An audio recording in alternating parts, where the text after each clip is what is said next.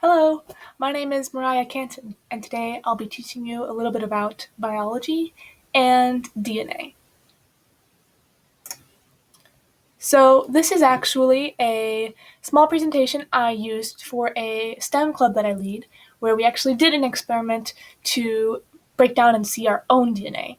So I'm going to go ahead and pretend like we're going to do that experiment after this little presentation. So today, if you were going to do this experiment, you would need a small, narrow container with a lid, some frozen isopropyl alcohol, a spoon, some salt water, clear dish soap, pineapple juice, and toothpicks.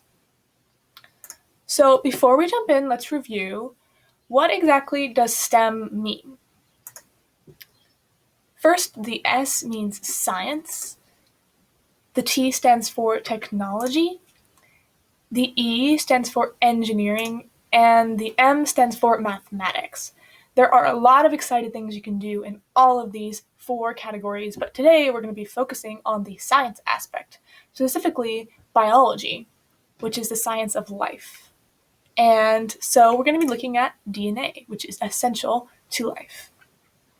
So, what is DNA?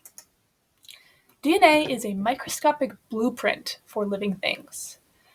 DNA is a molecule that gives the cell instructions for how to build proteins, which are the building blocks of life. So from DNA, the cell creates RNA, which is like a messenger, takes the DNA out of the protective nucleus and into the rest of the cell. From the RNA, the cell can make proteins, and the proteins are what are essential for all the processes that keep you alive. And so, by providing a template for these proteins, DNA provide the template for life. So we've already looked at what is DNA, but now let's look at where is DNA. So this right here on the screen is a cell. So what do we know about cells? Cells are the smallest unit of life. They're too small for us to see without a microscope. Some cells, like bacteria, are entire organisms that can live on their own.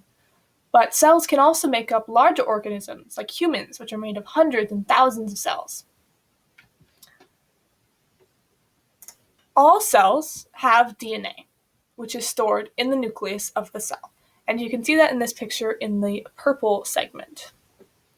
So the crazy thing is that all of your cells, skin cells, brain cells, muscle cells, all of them have the same DNA, even though these cells do very different jobs. And your DNA is different from the DNA of any other person unless you have an identical twin. So DNA is pretty crazy. Cells are made up of membranes. A membrane is like a skin for the cell. It's a wall that helps protect it from the outside world, and it only lets certain safe things inside. And so we can see there's a membrane, an outer membrane around the cell on the very outside. And there's also membranes that help make up all these little structures in between the outside of the cell and the nucleus. And then there's also a membrane around the nucleus. So to get at the DNA, you have to make it through two protective barriers. First, through the outside of the cell, and then through the membrane of the nucleus. So this makes sense because if DNA is damaged, the cell could make errors when forming proteins, and it could lead to some big problems, such as cancer. So it makes sense that the cell would want to protect the DNA with another layer. But it's important for us to know about these membranes because today we're going to be trying to get through those membranes and see our own DNA.